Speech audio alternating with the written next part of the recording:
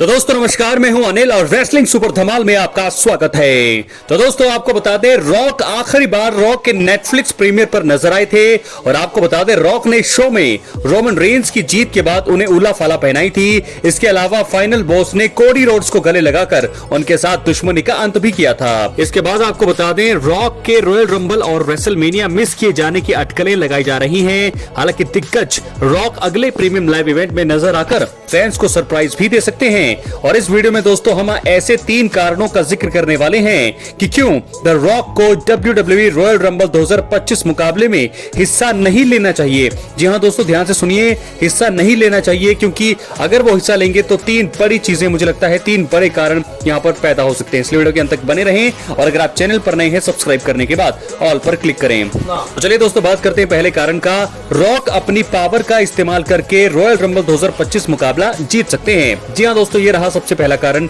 आपको पता है कि द रॉक WWE इतिहास के सबसे बड़े सुपरस्टार्स में से एक हैं। उसके अलावा TKO के बोर्ड ऑफ डायरेक्टर्स का हिस्सा होने की वजह से रॉक के पास बैकस्टेज काफी पावर मौजूद है। इस वजह से फाइनल बॉस रॉक को शोज में बदलाव करने की भी छूट है।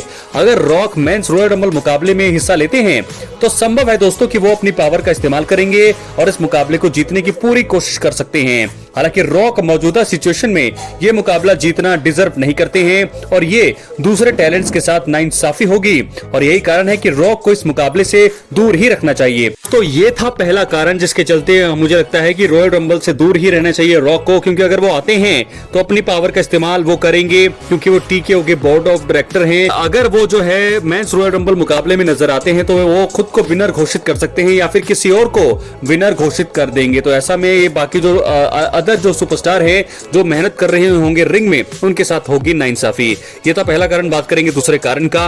रॉयल रंबल 2025 में इस बार स्टार पावर की कोई कमी नहीं है। आपको बता दें मेंस रॉयल रंबल 2025 मुकाबले को धमाकेदार बनाने का पूरा प्लान यहां पर WWE ने बना लिया है।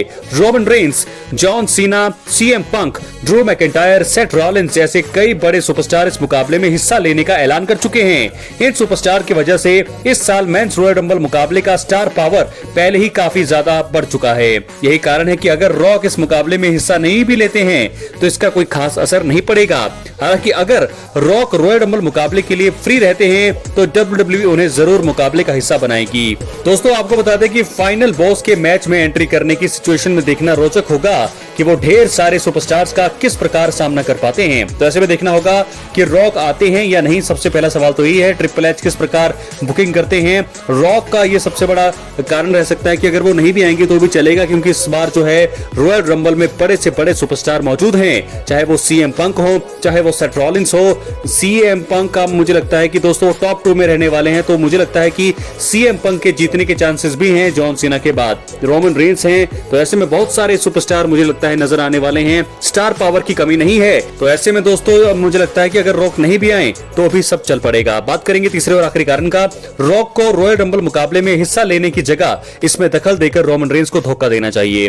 दोस्तों आपको बता दें ये चीजें सबसे ज्यादा होने वाली है। रॉक ने रॉक के नेटफ्लिक्स प्रीमियर पर रोमन रेंस के साथ मिलकर काम करना जारी रखने के संकेत दिए हैं। संभव है कि रॉक की ये चाल हो सकती है। अगर फाइनल बॉस रोमन रेंस को धोखा देने के लिए रॉयल रंबल मुकाबले में एंट्री लेते हैं तो ये चीज पूरी तरह से प्रेडिक्टेबल हो जाएगी। देखा जाए तो द रॉक के मैच में एंट्री के साथ ही फैंस को उनके द्वारा रोमन रेंस को धोखा देने का अंदाजा हो जाएगा और यही कारण है कि रॉक को मुकाबले के दौरान अचानक नजर आकर रोमन रेंस को रॉयल रंबल विजेता बनने से रोक देना चाहिए। इससे सभी हक्के बक्के होंगे और रोमन रेंस के फाइनल बॉस के साथ जो है स्टोरी लाइन और भी ज्यादा रोचक मोड़ ले लेगी। तो दोस्तों इस प्रकार 3 बड़े कारण मैंने आपको बता दिए हैं कि क्यों रॉक को WWE रॉयल रंबल 2025 में हिस्सा नहीं लेना चाहिए।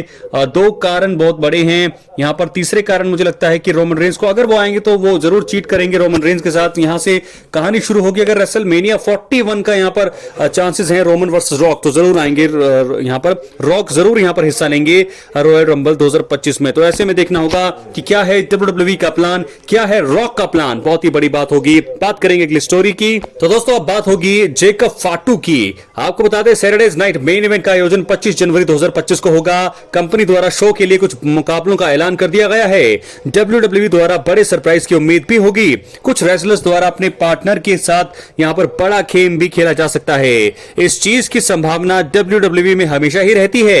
इस वीडियो में आपको एक धोखे की बारे में बात करना चाहूंगा जो मुझे लगता है कि सैटरडेज नाइट मेन इवेंट में देखने को मिल सकती है। जी हां दोस्तों, वीडियो के अंत तक बने रहें और चैनल पर नए हैं सब्सक्राइब करने के बाद ऑल पर क्लिक करें। पहला बड़ा धोखा मुझे लगता है जो बड़ी जल्दी हमें देखने को मिल सकता है। सैटरडेज नाइट मेन इवेंट में जेकब फाटू उठा सकते हैं सबसे बड़ा कदम। तो दोस्तों, सैटरडेज नाइट मेन इवेंट में जेकब फाटू का मुकाबला ब्रॉन स्ट्रोमैन के साथ होने वाला है। दोनों के बीच होने वाले बड़े मुकाबले को लेकर सभी काफी ज्यादा एक्साइटेड भी हैं। जेकब फाटू के पास वहां पर ब्रॉन स्ट्रोमैन के अलावा नई ब्लड लाइन को लेकर कुछ बड़ी योजनाएं हो सकती हैं। जेकब फाटू के साथ मुकाबले के दौरान सोलो सिकोआ और टामा टोंगा मौजूद होंगे।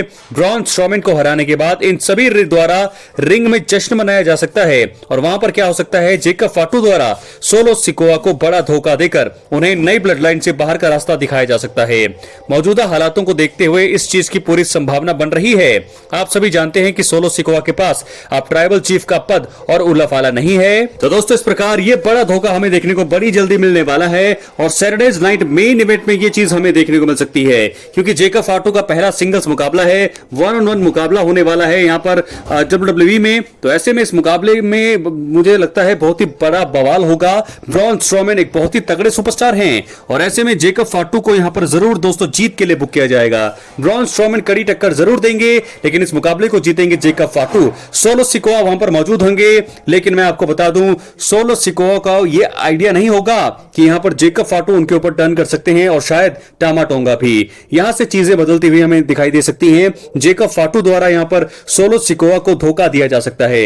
इसकी संभावना सबसे ज्यादा है क्योंकि पिछले हफ्ते के एपिसोड में आपने देखा होगा स्मैकडाउन में किस प्रकार सोलो सिकोआ जो है चले गए थे रिंग छोड़ करके, उन्होंने एक शब्द नहीं कहा था। हालांकि जेकब फाटू ने उनके जाने से पहले बात की थी ऑडियंस से कि वो उन्हें बात करने दे, लेकिन उसके बाद भी जेकब फाटू की बात सोलो सिकोआ ने नहीं मानी और वो बाहर चले गए, जिसके चलते ये जो तस्वीर आपके सामने अभी दिख रही है ये तस्वीर हो सकती है।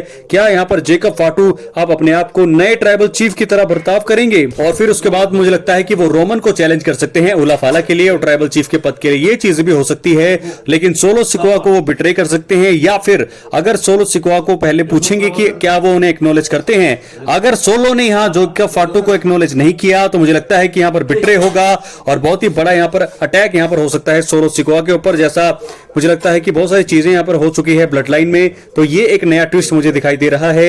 यहां पर जरूर सोलो सिकोआ पर अटैक किया जा सकता है जेकब फाटू द्वारा क्योंकि यहां पर कंपनी कभी भी जेकब फाटू को कमजोर नहीं दिखाएगी। कमजोर यहां पर दिखाई दे रहे हैं सोलो सिकोआ और अगर वो बात नहीं सुनते हैं जेकब फाटू की, ये चीजें हमें बड़ी जल्दी देखने को मिलने वाली है। क्या है आपकी राय, अपनी राय कमेंट बॉक्स में जरूर दें। चैनल पर नए हैं सब्सक्राइब करें दोस्तों। मिलते हैं अगली वीडियो में, तब तक के लिए बहुत बहुत धन्यवाद।